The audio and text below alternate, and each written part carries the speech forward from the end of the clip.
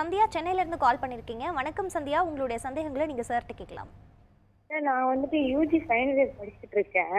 Okay. நான் actually இந்த year வந்து கம்ப்ளீட் பண்ணுவேன். நான் வந்துட்டு காம்படிட்டிவ் எக்ஸாம் சார்ட்டர்ட் அக்கௌண்ட்லாம் ட்ரை பண்ணேன். அதுக்கு என்ன மாதிரி ப்ராக்டிஸ், என்ன மாதிரி ட்ரைனிங் எடுக்கணும் சார்?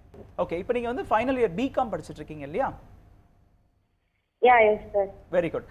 ஸோ சிஏ ஸ்டடீஸ் பொறுத்த வரைக்கும் பிகாம் மாதிரியான ஒரு காமர்ஸ் ஸ்ட்ரீமில் நீங்கள் டிகிரி கோர்சஸ் படிக்கிறீங்கன்னா 55% அண்ட் அபவ் உங்களுடைய டோட்டல் மார்க்ஸ் இருக்கும்போது டேரெக்டாக நீங்கள் இன்டர்மீடியேட்குள்ளே வரலாம்.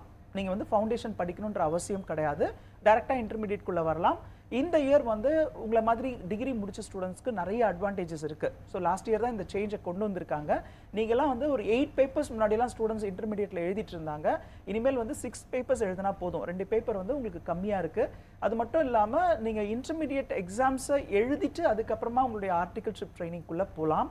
இது வந்து இப்போ வந்திருக்கிற சேஞ்சஸ். அதுலேயும் அந்த ஆர்டிகல்ஷிப் ட்ரைனிங்கும் முன்னாடி 3 வருஷம் இருந்தது, அதை 2 வருஷமாக குறைச்சிருக்கிறாங்க. ஸோ நீங்கள் வந்து இன்டர்மீடியட் ஸ்டடீஸை முடிச்சுட்டு ஆர்டிகல்ஷிப் ட்ரைனிங் முடிச்சுட்டு அதுக்கப்புறமா நீங்கள் ஃபைனல்ஸ்குள்ளே போகணும். ஸோ ஃபைனல்ஸில் 6 பேப்பர் இருக்கும். ஸோ நீங்கள் எப்படி ப்ரிப்பேர்டாக இருக்கணும் அப்படின்னா, டிகிரியில் வந்து நீங்கள் 55% மேலே எடுக்கிறதுக்கு தான் உங்களுடைய டார்கெட் இருக்கணும். ஸோ தட் நீங்கள் ஃபவுண்டேஷன் அப்படின்ற அந்த ஃபஸ்ட்டு ஸ்டேஜை ஸ்கிப் பண்ணலாம். ஸோ அப்படி இல்லைனாலும் இந்த படிப்புகளுக்குள்ளே வரலாம். என்ன ஒன்று, திரும்பவும் நீங்கள் ஃபவுண்டேஷன்லேருந்து படிக்கிற மாதிரி இருக்கும்.